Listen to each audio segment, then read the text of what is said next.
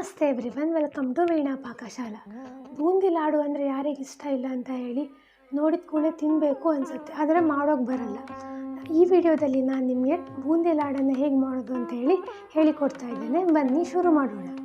ನಾನೀಗ 2 ಸೇರು ಆಗುವಷ್ಟು ಕಡಲೆ ಹಿಟ್ಟನ್ನು ಜರಡಿ ಇಡ್ತಾ ಇದ್ದೇನೆ. 2 ಸೇರಿಗೆ 120 ಲಾಡು ಆಗ್ತದೆ. ನಿಮಗೆ ಎಷ್ಟು ಬೇಕು ನೀವು ಅಷ್ಟು ಕಡಲೆ ಹಿಟ್ಟನ್ನು ಬಳಸಿ.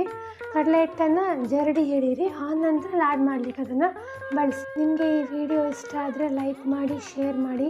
ನೀವು ಈ ರೆಸಿಪಿನ ಮನೆಯಲ್ಲಿ ಟ್ರೈ ಮಾಡಿ ಹೇಗಾಗಿದೆ ಅಂತ ನಮಗೆ ಕಮೆಂಟ್ ಬಾಕ್ಸ್ ಮೂಲಕ ತಿಳಿಸಿ. ನೀವು ನಮ್ಮನ್ನು ಫೇಸ್ಬುಕ್, ಇನ್ಸ್ಟಾಗ್ರಾಮಲ್ಲಿ ಫಾಲೋ ಮಾಡ್ತಾ ಇಲ್ಲ ಅಂದರೆ ಅಲ್ಲಿ ಕೂಡ ನಮ್ಮ ಫಾಲೋ ಮಾಡಿ. ನಮ್ಮ ವಿಡಿಯೋಗಳನ್ನು ನೀವು ನೋಡಿಲ್ಲ ಅಂದರೆ ನೋಡಿ ಹೇಗಾಗಿದೆ ಅಂತ ನಮಗೆ ಕಮೆಂಟ್ ಬಾಕ್ಸ್ ಮೂಲಕ ತಿಳಿಸಿ.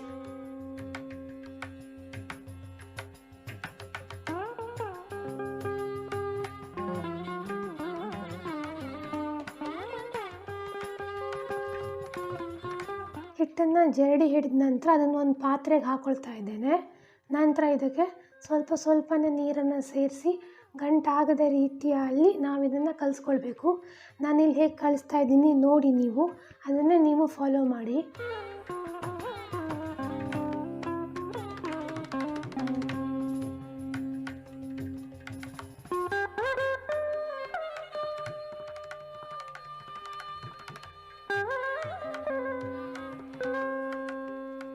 ಈ ಅದಕ್ಕೆ ಬರಬೇಕು, ಇಷ್ಟು ನೀರಾಗಿದ್ದು ಬರಬೇಕು ನೋಡಿ. ನಿಮ್ಮ ಸ್ಕ್ರೀನಲ್ಲಿ ನೀವು ನೋಡ್ತಿರ್ಬೋದು.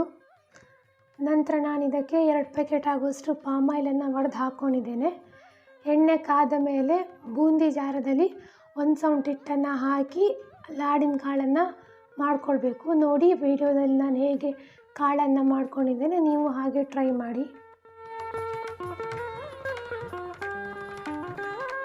ನಾನಿಲ್ಲಿ ಪಾಮ್ ಆಯಿಲನ್ನು ಬಳಸ್ತಾ ಇದ್ದೇನೆ. ನಿಮಗೆ ಪಾಮ್ ಆಯಿಲ್ ಬೇಡ ಅಂದರೆ ನೀವು ತುಪ್ಪದಲ್ಲೇ ಲಾಡನ್ನು ಕರ್ಕೊಳ್ಬೋದು, ತುಂಬ ರುಚಿಯಾಗಿರುತ್ತೆ. ನಿಮ್ಗೆ ಖಂಡಿತ ಈ ಸ್ವೀಟ್ ಇಷ್ಟ ಆಗತ್ತೆ ನಿಮಗೆಲ್ಲರಿಗೂ. ಟ್ರೈ ಮಾಡಿ ನೀವು.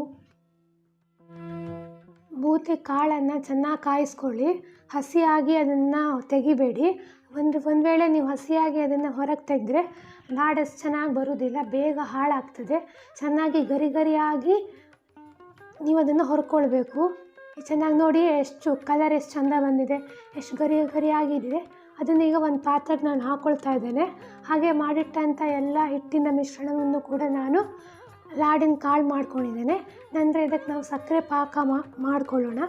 ಪಾಕಕ್ಕೆ ನಾನು ಸ್ವಲ್ಪ ನೀರು ಹಾಕಿದ್ದೇನೆ. ನೀರಿಗೆ 2 ಸೇರು ಆಗುವಷ್ಟು ಸಕ್ಕರೆಯನ್ನು ಹಾಕಿ ಚೆನ್ನಾಗಿ ಪಾಕ ಮಾಡ್ಕೊಳ್ತಾ ಇದ್ದೇನೆ. ಫಸ್ಟು ನಾನಿಲ್ಲಿ ನೂಲು ಪಾಕನ ಮಾಡ್ಕೊಳ್ತೇನೆ. ನೂಲು ಪಾಕನ ಮಾಡ್ಕೊಂಡಿರುವಂಥ ಲಾಡಿನ ಕಾಳಿಗೆ ಹಾಕ್ತಾ ಇದ್ದೇನೆ. ನಂತರ ದಪ್ಪ ಪಾಕನ ಹಾಕ್ಕೊಳ್ತಾ ಇದ್ದೇನೆ. ಕೆಲವರು ಎಳೆ ಪಾಕನ ಹಾಕ್ಕೊಳ್ಳೋದಿಲ್ಲ, ನೇರವಾಗಿ ದಪ್ಪ ಪಾಕನೇ ಹಾಕ್ಕೊಳ್ತಾರೆ. ಅದು ಮಾಡೋರಿಗೆ ಬಿಟ್ಟದು. ನಾನು ನೂಲು ಪಾಕ ಮತ್ತು ದಪ್ಪ ಪಾಕ ಎರಡನ್ನೂ ಹಾಕ್ತದೆ, ಯಾಕಂದರೆ ಕಲಿಸ್ಲಿಕ್ಕೆ ಚೆನ್ನಾಗಿ ಆಗ್ತದೆ ಅಂತ. ಕೆಲವರು ಎಳೆ ಪಾಕ ಹಾಕೋದಿಲ್ಲ, ನೇರ ದಪ್ಪ ಪಾಕನೇ ಹಾಕ್ತಾರೆ. ಪರವಾಗಿಲ್ಲ, ಹೇಗೆ ಮಾಡಿದರೂ ಪರವಾಗಿಲ್ಲ.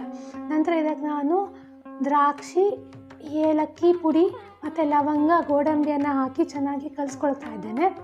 ಏಲಕ್ಕಿ ಪುಡಿ ಹಾಕಿದರೆ ಲಾಡು ಪರಿಮಳ ಬರ್ತದೆ ಅಂತೇಳಿ ಹಾಕ್ತಾ ಇದ್ದೇನೆ. ಹಾಕಲಿಲ್ಲ ಅಂದರೆ ಪರವಾಗಿಲ್ಲ.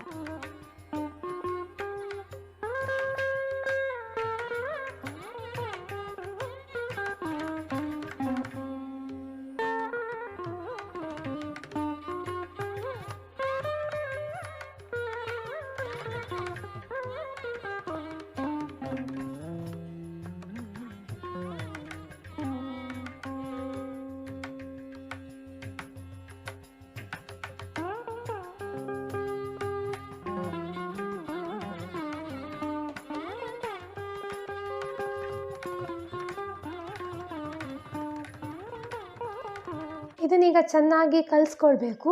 ಕಲಿಸಿದ ನಂತರ ಅದನ್ನು ಆರ್ಲಿಕ್ಕೆ ಬಿಡಿ. ತುಂಬ ಬಿಸಿ ಇರ್ತದಲ್ಲ, ಬಿಸಿ ಇರುವಾಗಲೂ ಕಟ್ಲಿಕ್ಕೆ ಬರೋದಿಲ್ಲ. ಹಾಗೆ ಸ್ವಲ್ಪ ಅದನ್ನು ಆರ್ಲಿಕ್ಕೆ ಬಿಡಿ. ಫ್ಯಾನ್ ಗಾಳಿ ಅಡಿ ಇಟ್ಟರೆ ಬೇಗ ಆರ್ತದೆ. ಇದೀಗ ಇದು ತಣ್ಣದಿದೆ. ಇದನ್ನು ಚೆನ್ನಾಗಿ ಕೈಯಲ್ಲಿ ನಾಟ್ಕೊಳ್ತಾ ಕಲಿಸ್ಬೇಕು. ನೋಡಿ ಸ್ಕ್ರೀನಲ್ಲಿ ನೀವು ನೋಡ್ತಿರ್ಬೋದು ನಾನು ಹೇಗೆ ಅದನ್ನು ನಾಟ್ಕೊಳ್ತಾ ಇದ್ದೇನೆ ಅಂತ. ನೀವು ಕೂಡ ಹಾಗೆ ಮಾಡಿ ಲಾಡನ್ನು ಕಟ್ಕೊಳ್ಳಿ. ಈಗ ಈ ಮಿಶ್ರಣವನ್ನು ಸ್ವಲ್ಪ ಕೈಯಲ್ಲಿ ತಗೊಂಡು ನಿಮಗೆ ಎಷ್ಟು ದೊಡ್ಡ ಉಂಡೆ ಬೇಕು ಅಷ್ಟು ದೊಡ್ಡ ಉಂಡೆ ಆಗಿ ನೀವು ಇದನ್ನು ಕಲಿಸ್ಕೊಳ್ಳಿ. ಲಾಡನ್ನು ಕಲಿಸುವಾಗ ಒಂದು ಪಾತ್ರೆಯಲ್ಲಿ ನೀರು ಇಟ್ಕೊಳ್ಳಿ, ನೀರಲ್ಲಿ ಕೈ ಎದ್ದಿ ಲಾಡನ್ನು ಕಟ್ಟಿ. Thanks for watching this video. Support ಮಾಡಿ. ಈ ವಿಡಿಯೋನ ನೋಡಿ ಹೇಗಾಗಿದೆ ಅಂತ ನನಗೆ ಕಮೆಂಟ್ ಬಾಕ್ಸ್ ಮೂಲಕ ತಿಳಿಸಿ.